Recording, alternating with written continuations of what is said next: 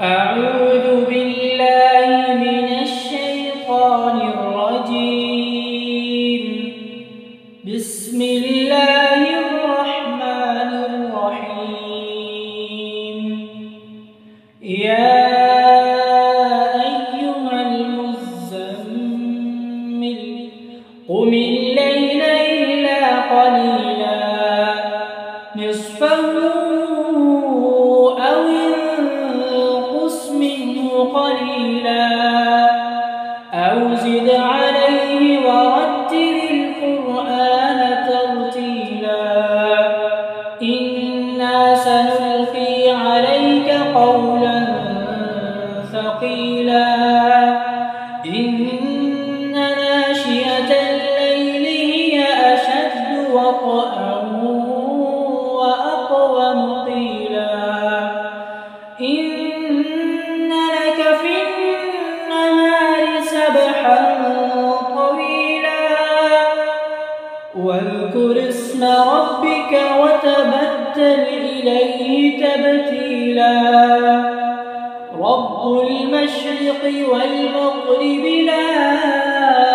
إله إلا هو فاتخذه وكيلا واصبر على ما يقولون واهجرهم هجرا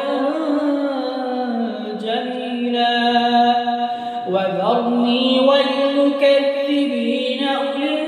النعمة ومهلهم قليلا إن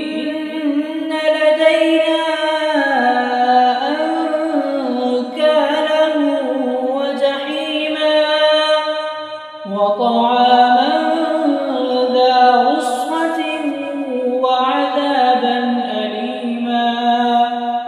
يوم ترجف الأرض والجبال وكانت الجبال كثيبا مهيلا إنا أرسلنا إليكم رسولا شاهدا عليكم كما أرسلنا إلى فرعون رسولا فعصى فرعون الرسول فأخذناه أخذا وبيلا فكيف تتقون إن كفرتم يوما يجعل البلدان شيبا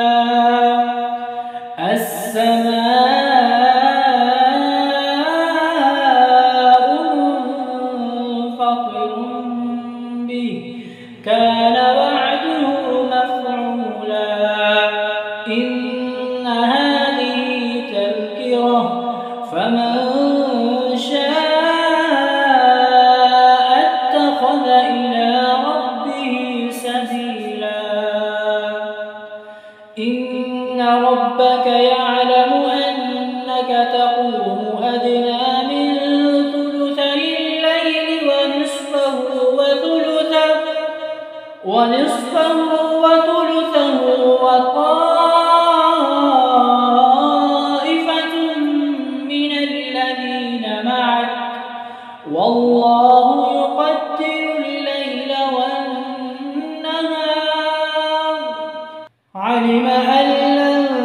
تحصوا فتاب عليكم فاقرؤوا ما تيسر من القرآن علم أن سيكون منكم مرضى وآخرون يضربون في الأرض يبتغون من فضل الله وآخرون يقاتلون في سبيل الله فاقرؤوا ما تيسر منه وأقيموا الصلاة وآتوا الزكاة وأقرضوا الله قرضا حسنا وما تقدموا لأنفسكم من خير تجدوه عند الله هو خيرا وأعظم أجرا واستغفروا الله